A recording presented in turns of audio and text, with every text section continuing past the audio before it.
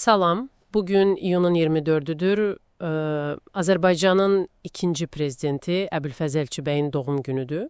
Salam. Çox vacib bir tarixdir. Gəlin bugün onun həyat yoluna, Azərbaycan tarixindəki yerinə biraz daha dərindən baxaq. O kim idi? Ümumiyyətlə, Azərbaycana hansı irsi qoyub getdi? Əlbəttə, Elçibəy bildiyimiz kimi 1938-ci ildə Naxçıvanda Kələki kəndində doğulub. Çox çətin uşaqlığı olub, atası müharibədə həlak olub. Dayısının himayəsində böyüyüb deyəsən? Bəli. Amma elmə, təhsilə çox bağlı olub. Bakı Dövlət Universitetinin Şərqşünaslıq fakültəsini bitirib, ərəb filologiyası üzrə. Hətta mən bilən 60-cı illərdə Misirdə tərcüməçi kimi də çalışıb bir müddət. Düzdür, 1963-64-cü illərdə. Bu yəqin ki, onun həm dünya görüşünə, həm də ərəb dünyasına olan marağına təsir edib. Sonra akademik karyerası başlayır. Ziya Bünyadovun rəhbərliyi ilə dissertasiya müdafiə edir. 1969-cu ildə Tulunilər dövləti mövzusunda və universitetdə müəllim kimi fəaliyyətə başlayır. Amma o təkcə, kabinət alimi deyildi də. Elədir. Eşitdiyimə görə müəllimlik illərində tələbələrinə çox şey öyrədirmiş, yəni Sovet dövründə gizlədilən Azərbaycan tarixi, milli kimlik məsələləri. Məsələ. Və bu fəaliyyəti də təbii ki, o dövrün orqanlarının, yəni KGB-nin diqqətindən yayınmayıb. Nəticədə də 1975-ci ildə həbs olunur. Bəli, millətçilik, antisovet təbliğatı ittihamları ilə. Hətta bildiyim qədər elmi dərəcələrini də əlindən alırlar. Ağır şəraitdə saxlanılıb deyirlər, Qarağac daş karxanasında. Çox ağır fiziki işlərə cəlb edilib, amma orada belə öz ideologiyasını, düşüncələrini yaymağa çalışıb məhkumlar arasında. Yəni mübarizəsini həbsdə də davam etdirib.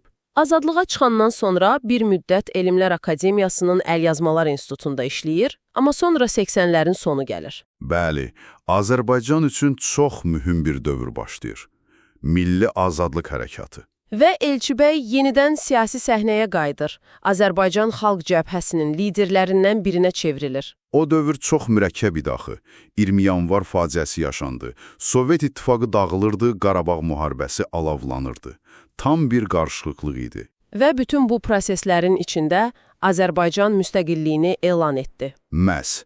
Ardınca da 1992-ci il İyunun 7-sində prezident seçkiləri keçirildi və Elçibəy Azərbaycanın ikinci prezidenti seçildi. Onun prezidentlik dövrü çox qısa oldu, cəmi bir il.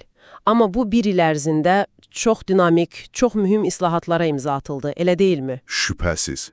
Bəlkə də ən birincisi və ən cəsarətlisi Rusiya ordusunun Azərbaycandan çıxarılması tələbi idi. O dövr üçün bu çox böyük məsələ idi. Deyilənə görə Yeltsinlə görüşdə çox qəti mövqe tutub bu məsələdə. Bəli, hətta deyib ki, əgər siz çıxarmasanız, xalq özü ordunu çıxaracaq. Bu həqiqətən də müstəqilliyin möhkəmləndirilməsi baxımından çox ciddi bir addım idi. Sonra milli valyuta məsələsi var, manatın dövriyyəyə buraxılması. Bu da iqtisadi müstəqillik üçün çox vacib idi. Rubl zonasından çıxmaq, öz puluna keçmək, bu da asan proses deyildi, amma həyata keçirildi. Təhsil sahəsində də ciddi dəyişikliklər oldu. Ən yadda qalanı yəqin ki, test üsulu ilə qəbul imtahanlarının tətbiqi idi. Bəli, bu çox inqilabi bir addım idi. Çünki qəbul imtahanlarındakı korrupsiyaya qarşı yönəlmişdi və təhsildə, fürsət bərabərliyi yaratmaq məqsədi güdürdü. Həmçinin latın qrafikalı əlifbaya keçid sürətləndi, yeni dərsliklər hazırlandı, Sovet ideologiyasından təmizlənmiş proqramlar. Bəli, 60-a yaxın yeni dərslik hazırlandı deyilir. Milli kimliyin bərpası istiqamətində çox işlər görüldü. Xarici siyasətə baxsaq, onun dövründə üzünü tamamilə qərbə və xüsusilə Türkiyəyə tutmuşdu. Elədir. Onun bütöv Azərbaycan ideyası var idi. Yəni, Cənubi və Şimali Azərbaycanın mədəni birliyi, gələcəkdə bəlkə də siyasi birliyi ideyası və ümumiyyətlə Türk dünyası ilə əlaqələrə böyük önəm verirdi. Türkiyə ilə münasibətlər o dövrdə həqiqətən də strateji müttəfiqlik səviyyəsinə yüksəldi. Anıt qəbri ziyarət edərkən yazdığı o məşhur sözlər var. Ey böyük Türkün, böyük komutanı, səni ziyarət etməklə özüm və millətim adına şərəf duydum. Sənin əskərin. Bu da onun baxışını çox aydın göstərir. Ancaq bütün bu müsbət addımlara, islahatlara baxmayaraq, dövr çox ağır idi. Birinci Qarabağ müharibəsi davam edirdi. Bəli, Cəbhədə vəziyyət heç də yaxşı deyildi.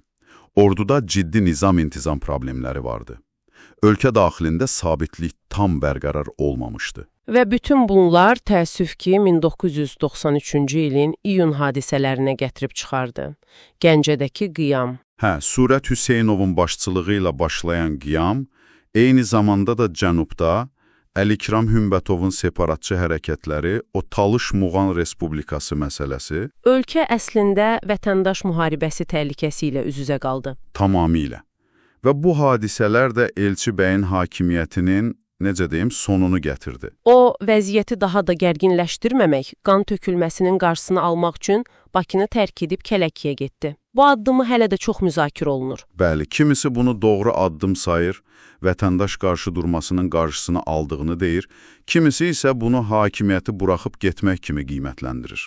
Çox mürəkkəb məsələdir. Nəticədə Milli Məclis onun səlahiyyətlərini o vaxtki parlament sədri Heydər Əliyevə verdi, sonra da referendumla Elçi bəyə etimadsızlıq göstərildi və yeni seçkilər oldu. Amma baxmayaraq ki, prezidentliyi belə qısa və, deyərdim, bir qədər faciəvi bitdi, onun dövründə atılan o təməl addımlar, baxın, Rusiya ordusunun çıxarılması, milli valyutanın tətbiqi, təhsildəki test sistemi, latın əlifbası, Türkiyə ilə strateji yaxınlaşma, bunların demək olar hamısı sonraki dövrlərdə də Azərbaycanın müstəqil dövlət kimi siyasətinin əsasını təşkil etdi. Amma onun səhvləri də oldu əlbəttə, xüsusilə ölkə daxilindəki o qeyri-sabitliklə, hərbi uğursuzluqlarla başa gələ bilməməsi, idarəçilikdəki bəzi boşluqlar. Razıyam. Bəlkə də o daha çox bir ideoloq, bir xalq hərəkatı lideri idi. Dövlət başçısı kimi o dövrün sərt reallıqları ilə, intriqaları ilə tam başa çıxa bilmədi. O, bir qədər, necə deyim, idealist idi. Amma onun Azərbaycanın müstəqilliyinə, türkçülük ideallarına səmimi bağlılığı, şəxsi mənafiyə tamamilə laqeyd olması danılmazdı. Bəli, bu tərəfləri çoxları tərəfindən vurğulanır.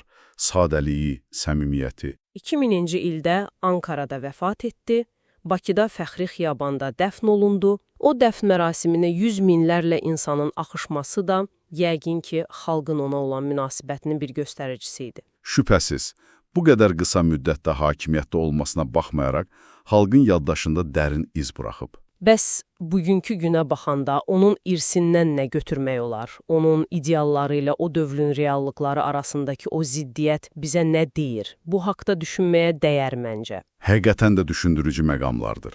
Onun təcrübəsi, həm uğurları, həm də səhvləri, müstəqilliyimizin ilk illərinin mürəkkəbliyini anlamaq üçün çox vacibdir. Bugünlük bu qədər deyək. Ümid edirəm ki, bu söhbətimiz sizin üçün də maraqlı oldu. Məncə də çox vacib məqamlara toxunduq. Əgər bu müzakirəni bəyəndinizsə, videonu bəyənməyi və Ego Host kanalına abunə olmağı unutmayın. Növbəti dərin təhlillərdə görüşənədək.